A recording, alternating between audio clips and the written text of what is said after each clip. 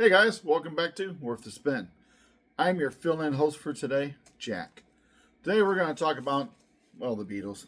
We're going to talk about Please Please Me. We're not going to talk just about one Please Please Me. We're going to talk about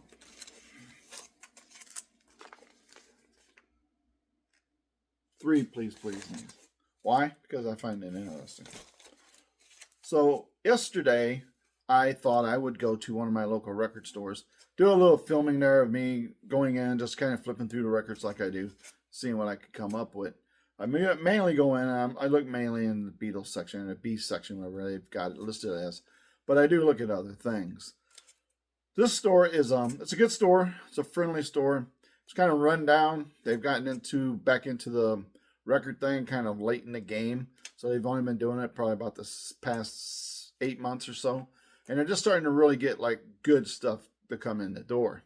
They don't really pay very much at all for their trades or cash value given out. So they don't really get a lot of really good stuff in. They've lately have been in, and they have gotten in quite a few German pressings. They're the blue labels, so they're not first release. They're like second to fourth pressings of stuff. But it's interesting that all of a sudden these are starting to show up. I was in there probably, let's say, a month ago, and they had a 2-box EMI copy of With the Beatles. This thing looked pretty close to mint. The cover had very few creases or anything on it. The record itself looked pretty much immaculate. It looked like it never been played. I was really surprised. It cost me like $15. I asked the owner in there, said, "Hey, you have any more of these laying around? This is kind of an interesting find." It's like, no, that's all it is. I don't know where that came from. And it's kind of weird that just that one would come in. Usually when I find records in that, like that, something like that, it's usually like multiples. You don't usually find just one odd one laying there. If you did, somebody bought a bunch, and for whatever reason they didn't want that. But he said that was all they had and don't really know where it came from. So anyway, yesterday I went back in there. I thought I'd do a little filming of this record store. I still have the footage, but it's kind of hard in some spots to hear because the way they have their speakers laid out in the store, it's extremely loud here, not so much here. So it just made it hard. And when I look back at the footage, it was a little hard to kind of hear what I was really saying and what was going on. Plus, it has copyrighted music in it, so probably gonna get dinged for putting it up. So I'll have to work with it a little bit and see if I can incorporate it into a future video. I didn't find anything really interesting there. I found a 1967 through 1970 German pressing. It was actually it was a first pressing of that, and they wanted about $25 for it. I was going to get it. The cover was not in real bad shape. It had some tape marks on there that kind of reminiscent of a library sticker, and somebody cut the library sticker part off and left all the rest of the tape. And other than that, the cover wasn't too awful bad. A few stains, not bad. Records themselves, somebody wrote their name on the labels. Stop doing that, people. I really hate that. And there's some surface scratching, stuff like that. It wasn't no serious surface scratching. Just your typical set it down without it being put back into the sleeve type stuff, which is not bad. You clean them really good, and it doesn't really usually make much of an effect there. Somebody had tried to clean it at one point because it had some dried and water. It looked like some dried water or some kind of solution on it. Not so much on the grooves, but on the dead wax itself. I could see where it like pulled up. I guess they just laid it down, cleaned it, and it dried there, and they just, why clean it off? Just leave it. If I passed on it, I may go back and get it if it's still there, I may not. They also had a With the Beatles. That was a German pressing. It was Blue Label. I think it was a second or third pressing. I'm thinking third. So for $20, I decided I would just pass on that. Some of the German pressings I've heard, I think, are really good. Others are not that great. So it's kind of up to you as far as how they sound. But what I did find there was this Please Please Me. And this is the double EMI box. And this is one of the later pressings between 80 and 84. I haven't really been able to narrow it down yet. I'm thinking it's an 80, but it could be a little later. But it was not too bad. There's not a lot going on. It covers some dings on it, a little bit of creasing here. The record's not too bad. It's got some surface scratching on there, which you won't be able to really see that well. Bit more surface scratching than I want. But I cleaned it up, and it's pretty good. I listened to it this morning. It's got a little more crackle to it than I was hoping it would have to it, because the With the Beatles I found was like, it was a 2-box EMI, and it's like brand new. The cover was in fantastic condition. The record was in excellent condition. I don't think there was a mark on the record. It's like somebody didn't even play it. They just opened it up. Maybe played it once and just set it aside or something. I don't know. So I thought, since I got that, and I happen to have a few copies that maybe we would talk about. Please me, because I do love this album very much.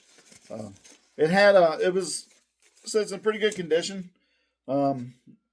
Came with this inner sleeve, which is not an original inner sleeve to this in particular album, because if you're familiar with this record store, they've been out of business for probably 30 years or so now.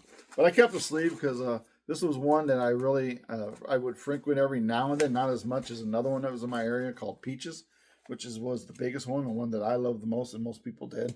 It was within walking distance of my house. Every week I got paid, I'd stroll up there, pick up some new singles and new albums, and look at the back catalogs of some things. And it was just a really cool place. Street Side was pretty good. Some people were bigger fans of that than they were of Peaches, but I like to keep the sleeve. I'm going to keep it with my Peaches one I've got, because it's just kind of a blast from the past for me. So it's pretty neat. So let's talk about this album. This is one of my more favorite albums, because it's just great. It's a great album. So, and I think I've shown this before. I have an original. I got an original UK pressing. And it's a little bit rough. It has little stains here and there. Some creasing. It's a little bit dirty on the back. It's not the condition I would like for it to be in. It's a 4th pressing. It was what I could afford at the time. Does have the original inner sleeve, which was pretty cool to have that in there. So it's not too bad a condition. It's a little rough, a little more surface scratching again I would like, a little more crackle than I would like. But these are pretty expensive albums when you find first pressings of them. So the 4th was about what I could afford. So it was really good. I like this album. It's mono. I like it. I like the way it sounds. And I think it's just a fantastic debut album from the Beatles. So one that I picked up, this is one that I picked up, I'm going to say a year ago. And there's another record store I go to, and it's in a mall near me. And I went in, and they had gotten a whole bunch of Beatle records in. Most of them were all sealed. Most of them were all Live at the Cavern Club, and there's Swedish Beatles Greatest Hits, and German Beatles Greatest Hits, and some stuff of that nature. Nothing really fantastic, but I picked up 2 that they had, and I got this, and I got Rubber Soul, and they were brand new. They still have the plastic on them. They still have the little hype sticker. They were not open at all. And they were like $30 a piece. And I just said, I'm going to get these because I think they might be worth getting. They are the original mono mixes, and this is in the Harry Moss series.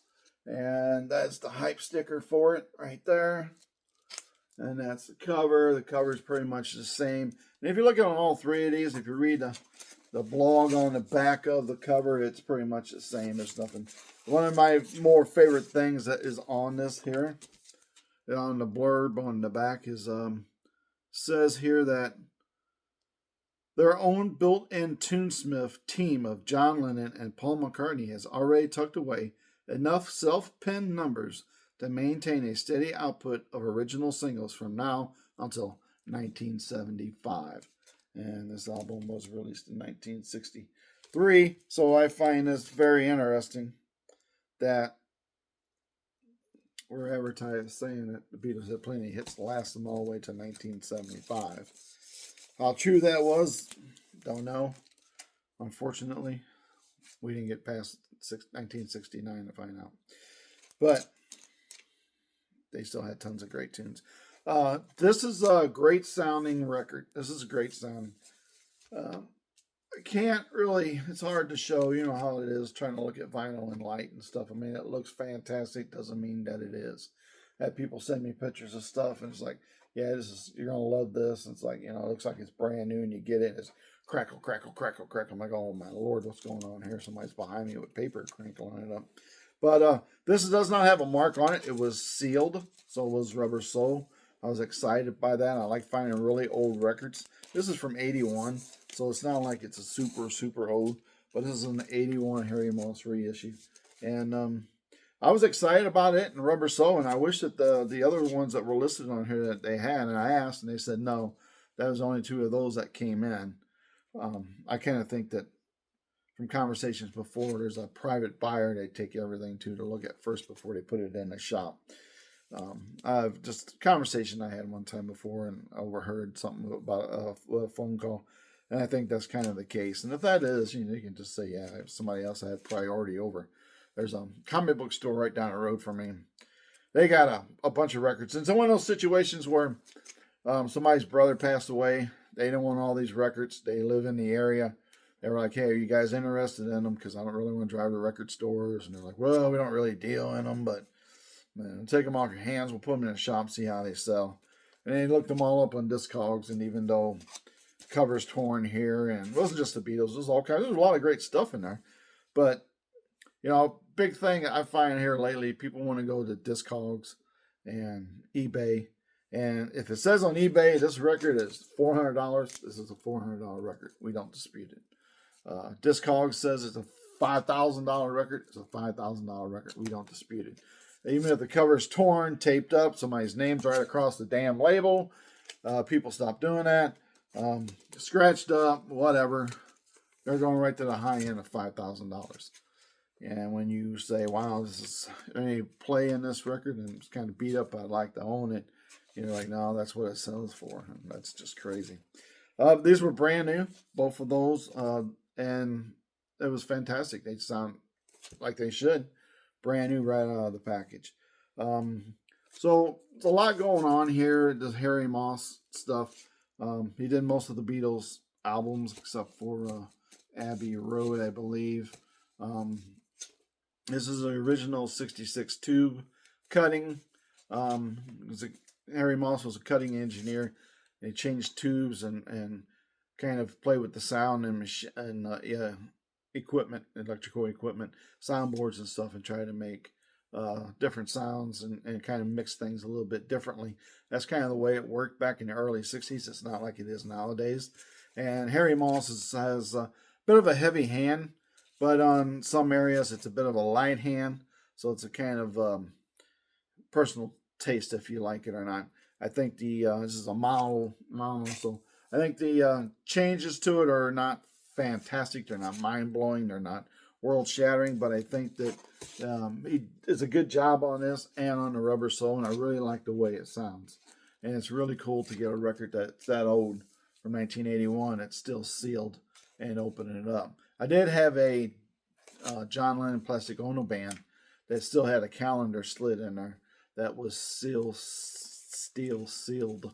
Say that one 3 times fast. And I never opened it. I wound up selling it. Somebody was like wanting it, so I sold it to him. It wasn't the first calendar that has the wire band. This was, from what I could see of it, I think it was the second one with the plastic, kind of the plastic wire thing, I guess, that goes through there. There was also a third one that was stapled down, and I don't think this was a stapled one because when I felt along the edges of the cover, I didn't feel raises where staples would be, so I think it looked like the plastic one. Mine is the first release with the wire frame, in it. And so it's cool to get something old like this and open it up and you be the first one to listen to it. It's pretty sharp. I like doing stuff like that. This Harry Moss, these things are fantastic. If you can get these, they're certainly worth picking up and having in your collection. I think they're fantastic. There is kind of a dispute between like this and the 92 remasters that they did. And I mean the 2012 remasters they did. And some people say it kind of sounds the same as the 2012. Others say it don't. Me, it's kind of the 2012's kind of more of the cleaning up the 1992 CD releases to me. That's kind of what they sound. I'm not an expert in sound quality. I don't have a super expensive deck. I just have a Fluence RT85, and it's excellent. I think it's one of the best economy turntables you could buy. And I say economy, this was a $500 turntable, so it's not really economy to a working guy like me. But I spent the extra money on it, and it was worth every penny.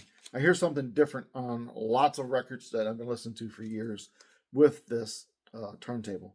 The sound quality is just excellent. I don't get to listen to it a lot through the speakers. I do most of my listening through headphones in the mornings before I go to work and stuff. So I'm hearing things a bit differently than you would hear or somebody would hear that's listening to it out of the speakers. So, but this is great.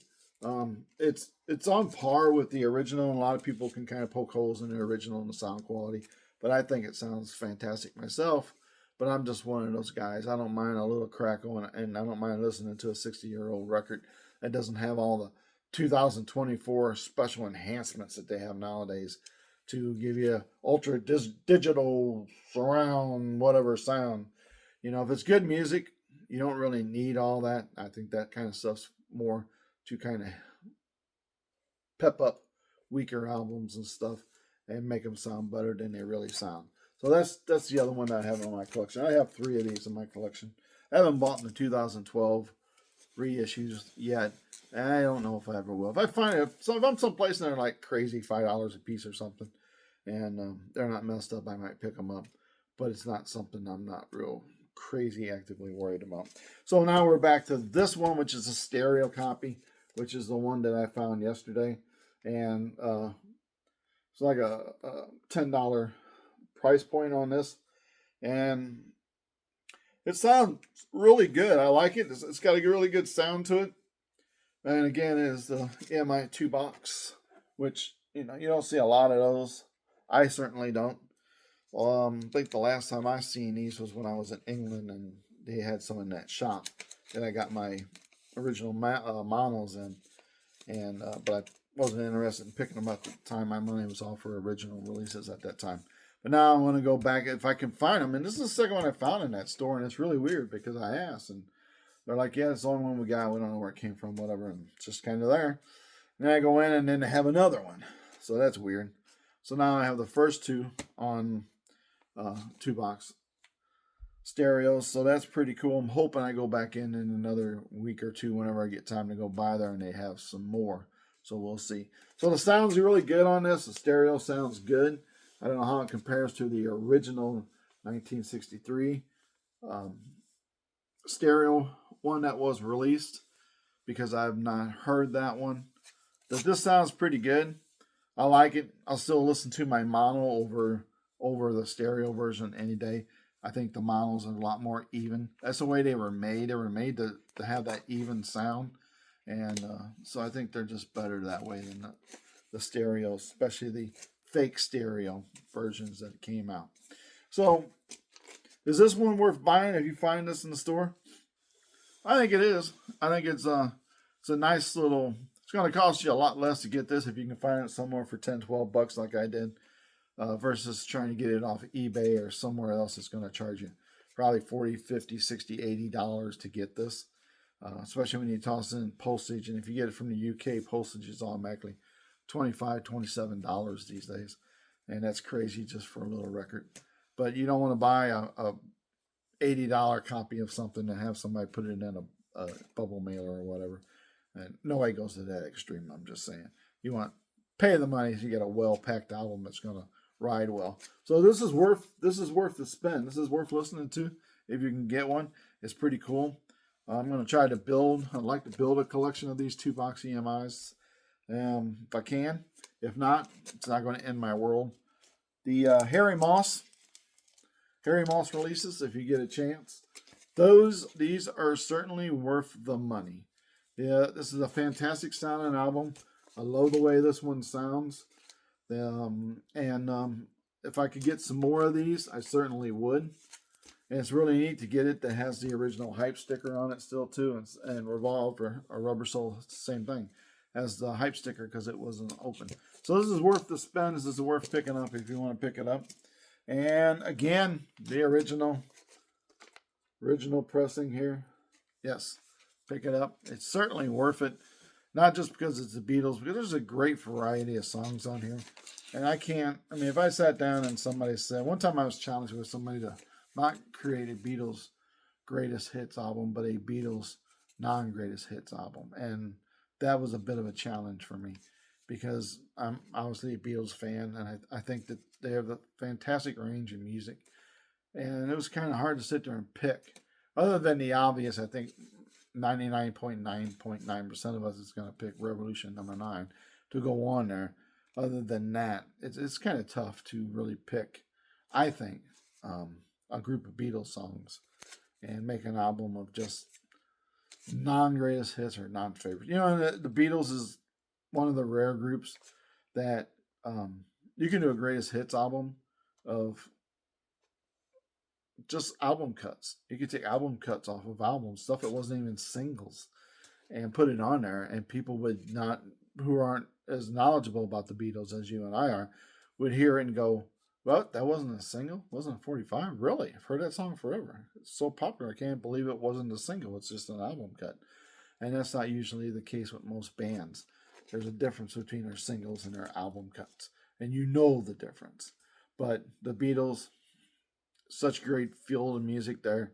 So much of it gets played constantly because it is high quality, good stuff. That sometimes, people will go, wow, that wasn't a single. I didn't know that. I hear it all the time. Can't believe that was not a single. And, I've always said, if the Beatles would have done singles off of their albums the way that Parlophone wanted them to do, Capitol wanted them to do, they would easily have tripled their number one count of songs. Easily tripled number ones. Because not just what stuff that they thought this is a throwaway song was fantastic masterpiece to us, and stuff that they thought was a fantastic masterpiece was a fantastic masterpiece. We're not going to argue that. So it's just great music. It's just really good music. If you have a chance, pick these up. They're worth it. I'm hoping to go back and find some more of these 2-box EMIs. If not, it's no big deal. I'm not going on my way, but if I come across them, I certainly would like to get a few more. So that's what I have for you this video. I hope you enjoyed it. Please like, subscribe, share. See, my videos are being shared a little bit. So that's pretty nice. You think that somebody would enjoy it enough to share it with somebody else. So I do appreciate it. I appreciate everybody who watches these things and doesn't leave a lot of negative feedback going, this guy has no idea what he's doing. Because I'm going to tell you right now, I don't. Again, thanks for watching. Hope you got something out of this. I hope it's made you want to seek out these albums and listen to them in any of their forms. And if it's just a 2012 remaster, that's fine too. If you want to digital download it, do it. I'm asking you not to. Physical media is always the best way to go. Take that from someone who spent hundreds and hundreds and hundreds of dollars on downloads that one service or another came and said, yeah, you no longer have access to these. Doesn't matter if you paid for it. It's our property. We can do what we want, and removed it from me. So they do that stuff on Netflix and that all the time too. So, but anyway, so if you get a chance, pick these up, especially the Harry Moss repressings. These things are just fantastic. I love the two that I've got, and I wish I could get more. So until the next time, enjoy vinyl.